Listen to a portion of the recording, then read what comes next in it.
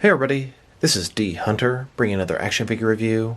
Today, we're going to look at the McFarlane DC Batman Classic TV series Batman action figure. This is Batman for the 1966 TV show starring Adam West. This line is a Target exclusive line. It is not part of the McFarlane DC Multiverse line. These figures are a little bit smaller, they're 6-inch scale, and a little bit less articulated. So let's check out the packaging. As you can see at the top, DC, McFarlane Toys, ages 12 plus, Batman Classic TV series. He comes with a bunch of sort of action effects, comic style. Here he is in the package. Looks like he has a cloth cape. No traditional accessories for him, no Batarang. On the back side, you can see Batman. Here's the Batcave, the Batmobile, and here's his barcode in case it helps anybody. So no further ado, let's open it up. Alright, now they got this figure out of the package. Here he is with all his accessories laid out. He does come with some sort of comic style, word bubble, action effects, just like from the 60s show. One says pow, one says kapow. No traditional accessories for this guy, no Batarang or radio or any of that sort of stuff. Before we take a look at these accessories, let's talk about and check out the actual figure. So this is Batman from the 1966 TV show starring Adam West. This figure is a 6-inch scale, smaller than McFarlane DC Multiverse figures. The articulation and detail is poor as well. So, I went into this line not expecting much, but wanted to give it a chance as I'm all in for 6 and 7-inch Batman stuff. So let's see how he is. Starting with his face here, you know what? It's not bad. It's got the light eyebrows on this sort of black circle on his face, just like in the show. The mouth doesn't look too bad. Kind of screams Adam West with the mask. Something about the eyes looks a little off to me though. His ears, one of them is crazy bent. I'll have to heat him up and see if that can fix that. So going further down, he's got the plastic cowl around his neck area. Then he's got this cape and it sort of just curls up a little bit. It doesn't look that good the way it's handled with the plastic and the cloth together. Not super impressed there. Just looks a little off. In general, the cape's pretty short, but it was short in the show. It's got some sort of wrinkles up here that seem to be permanent. Not too impressed there. Very much not impressed how it's sort of curling up in the front. Just looks kind of bad, the whole execution there. Going further down, the outfit is gray.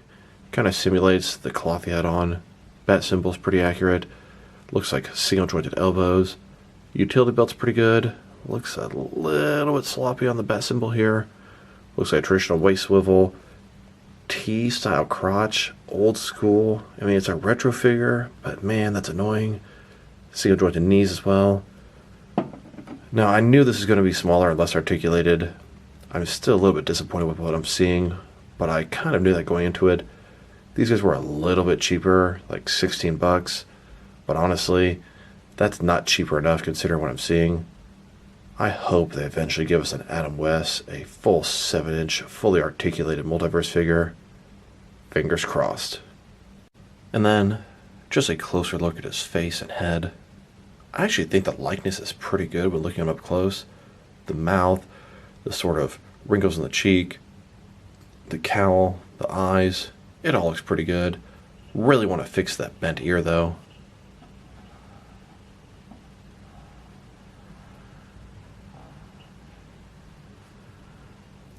I brought some water to a boil, dipped just the top of his head in there.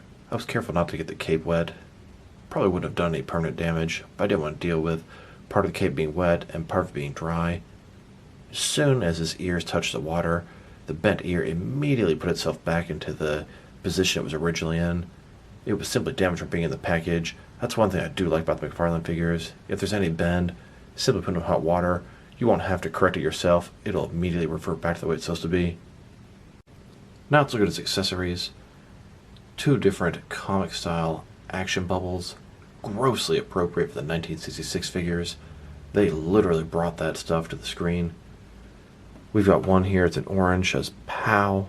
It looks like it's going to wrap around his wrist. And then another one, kapow, both sort of punching or hitting noises.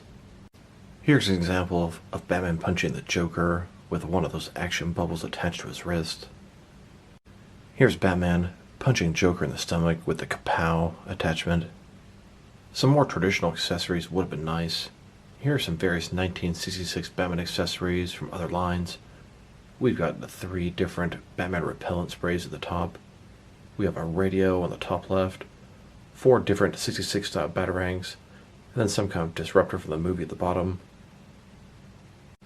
Considering the price point, this guy damn sure should have come with some accessories. And just a few more accessories Mattel made for the 66 line.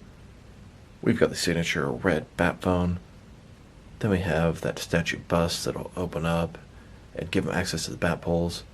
And in the background, we have a bat computer. Now that we've taken a pretty good look at both the figure and its accessories, now let's check out his height. From bottom to the top of his head, he's standing at about 5.9 inches tall, which is going to translate to about 15 centimeters. Now let's look at his articulation. Starting with his head here, of course, it can't rotate from side to side, and that's about all it's going to do. Can't really go up and down much. Can't tilt from side to side. Shoulders on a ball joint, goes out a little bit more than 90 degrees, up, down, around, all that good stuff. He does have no bicep cut. Single jointed elbow, goes in a good 90 degrees. It does have rotation. His wrist or forearm area, it can rotate around. His wrist, also traditional rotation. One solid torso piece. Traditional waist swivel. His legs, they simply go forward. And they're going to go back a little bit. That's about all you're going to get there. Single jointed knees, 90 degree bend. It does also have rotation. And then his ankle here, nothing. One solid piece all the way down here. Here's Batman at the Wayne Manor with Alfred. He's getting ready to activate the bust and go down to the Batcave. And here's Batman and Robin getting ready to take the Batmobile out of the Gotham City streets. Here's Batman and Robin climbing up the side of a building. The guest on this week's episode is Stan Lee. Here's Batman holding onto a ladder coming off the Batcopter. He's got a shark chewing on his leg. He has time to get out the bat shark repellent. And Batman's in trouble now. If only his bat shark repellent would work against King Shark. King Shark simply looks at Batman and sees some num-nums. Here's an Arkham City Killer Croc taking on this Batman. And then here's a Dark Knight Rises Bane fighting this Batman. Now let's check them out. Next to some other action figures. Starting off with some other McFarlane Classic TV series Batman figures. Here's Batman with Robin the Boy Wonder. And then here's Batman with the Joker. Notice the Joker is considerably taller than Batman, just like Batman is considerably taller than Robin. Here's the entire collection of figures so far. Robin, Batman, the Joker. Each of these 3 figures does have a variant. The Batman variant is unmasked and is easily to get off Target.com. But both Unmasked Robin and Masked Joker are Platinum Chase variants. I've had no success finding them so far, although I'm certain I will. And there are rumors for all kind of upcoming figures. This is where they could potentially beat Mattel. There's a ton of variants they could make. I would love to see all 3 different actresses' versions of Catwoman, Mr. Freeze, Riddler, and like I said, variants for each of them. In addition to that, this line could go on for a while. And please give me some of those villains I've never had figure form before. Egghead, King Tut, Bookworm, etc. And let's not forget to add the Batmobile. It's part of the McFarlane 1966 collection. I've got all 3 figures and the Batmobile. Still don't have the Batcave, although my pre-order is still active at Target.com.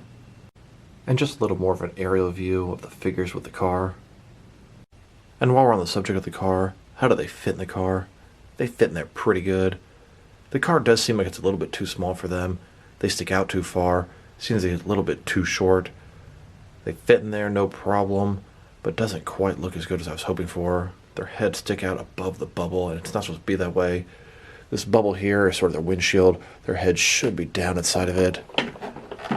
They look good in the car, but not great. They're definitely too big and sticking out. And here they are inside the Mattel 1966 Batmobile. This Batmobile is a little bit larger. They definitely fit in there better. Their heads are pretty much seated in the way I'd like them to be. not sticking out quite as far. Now it does look like the Mattel Batmobile is beating the McFarlane Batmobile, and that is a rare thing for one of Mattel's Batman figures to be beating one of McFarlane's. Definitely sized up a little better in this thing. Now let's check him out. Next is some other 1966 Adam West Batman figures. Here he is with the Mattel version. One of the first questions I asked myself when I found out McFarlane was making some 1966 figures, and when I found out they're going to be the smaller 6-inch scale, that was, are they going to be better or worse than the Mattel versions? Now they do scale up pretty decent together. I'm not fond of the 6-inch scale. I wish they were 7-inch scale like the rest of McFarlane DC Multiverse figures. I really don't need two completely different scales running alongside each other. That being said, my 2 cents on the subject, the McFarlane Adam West Batman looks considerably better than the Mattel version, but as a trade-off, the Mattel version is much more articulated. This guy has a T-crotch hip, his legs only go forward and back, his legs can go outward. Just a lot of differences. This guy looks so scrawny. I think this one looks better. What do you guys think? Drop me a line in the comments below. Then, here he is next to all the different Mattel 1966 Adam West Batman versions. From left to right, we have the unmasked Adam West Batman. Then we have the wired cape version of the Adam West Batman. Then the McFarlane version. And then the standard cloth cape with no wire version. Then the Batman with a swimsuit on. And then the dancing Batusi Batman. Here's this McFarlane Adam West Batman next to the entire Mattel 1966 Batman collection. Here's this Batman next to the Mattel DC Multiverse Alan Napier as Alfred from the 1966 show. This figure is a larger scale than the rest of the Mattel 66 figures. He's more in line with their Multiverse line. He's closer to the McFarlane DC Multiverse than he is to the McFarlane Batman Classic TV show line. Personally, I like the larger scale, and I love the fact that they gave us this Alfred, but he doesn't fit with the Mattel or the McFarlane 1966 figures. Then, here he is next to a NECA Adam West Batman. This is the only 7-inch scale Adam West Batman that I'm aware of, and unfortunately, they never made a Robin to go with him. This is definitely the most detailed and my favorite of the Adam West Batman figures. Here's this McFarlane Adam West Batman next to several different Batmans from McFarlane's DC Multiverse line. I'm personally very fond of the McFarlane DC Multiverse line. I like the 7-inch scale, I like the figures. I was pretty excited when I heard they're doing a 1966 line, but when I found out it was 6-inch scale, I was definitely let down. All my other McFarlane Batman figures are laughing at this Batman. They're looking at how shrimpy he is. And speaking of Batman figures laughing at this guy, here's the NECA Adam West Batman holding the head of the McFarlane Batman. He's trying hard to punch the NECA one, but just can't reach him, he's so small. Here's another Batman accessory that would be pretty cool for the 66 figures. This is a Hot Wheels 1/12 scale classic Batman TV series Batcycle with sidecar. Unfortunately, these two figures don't really fit in well. They would if her legs had a little bit of outward mobility. As it is right now, can't get Batman out of the way on the motorcycle, and can't get Robin to fit on there properly as well. Here are a few custom figures or figure substitutes for some 1966 Batman villains. We've got a custom Egghead, a custom Bookworm, and then a figure substitute I use as sort of a modern version of King Tut. I hope some of these guys come out in the McFarlane Classic Batman TV series line. Here are some live-action versions of the Adam West Batman, Michael Keaton Batman, Christian Bale Batman, and Ben Affleck Batman. They're all pretty much in the same scale. Now let's check them out. Next is some action figures from different various companies to see how he fits in both scale and style-wise, in case you want to know which lines you can mix him with. So you can see the McFarlane figure from the classic TV series. They're typically in the smaller end of the 6-inch scale collecting. I'm going to start with my comparisons with some of the smaller action figure lines I collect and work my way larger, and I'm going to include as many Batman figures as I can during these comparisons. Here he is, next to some Jazz Wars Fortnite figures, and then next to some Mattel Movie Masters Batman figures. Just like McFarlane, Mattel had a smaller scale for the Movie Masters and a larger scale for the DC Universe Classics figures. I wish everything was the same scale, but that's just not the way it is. And now, next to some DC Direct Batman the Animated Series Batman figures. Just like Mattel and McFarlane, DC Direct launches Batman the Animated Series line smaller than their typical DC Direct lines. These are 6-inch scale, and a typical DC Direct figure is 7-inch scale. And here he is, next to some SH Figure Arts Batman figures.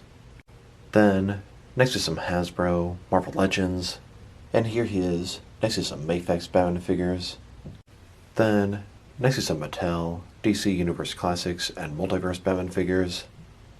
And here he is, next to some Mezco 112 Cloth Soft Goods Batman figures.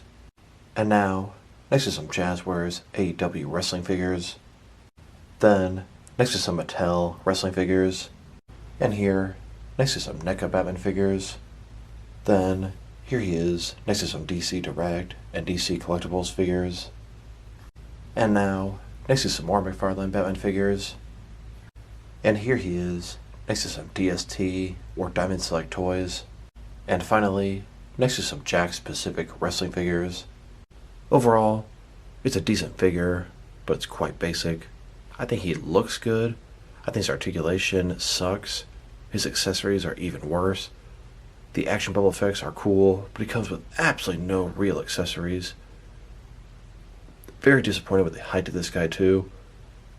If these guys were part of the 7-inch McFarlane DC Multiverse line, I'd be all over these guys. 2 thumbs up, very happy.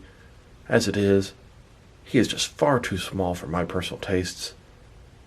Like I said before, he doesn't look pretty good, but that doesn't count for everything. He doesn't move good. He isn't tall enough. He still costs $17.99. It's only $2 cheaper than a traditional McFarlane DC Multiverse figure, and he's at least 35% smaller, looks worse, moves worse, comes with nothing. This guy should have been about $12.99 if you ask me.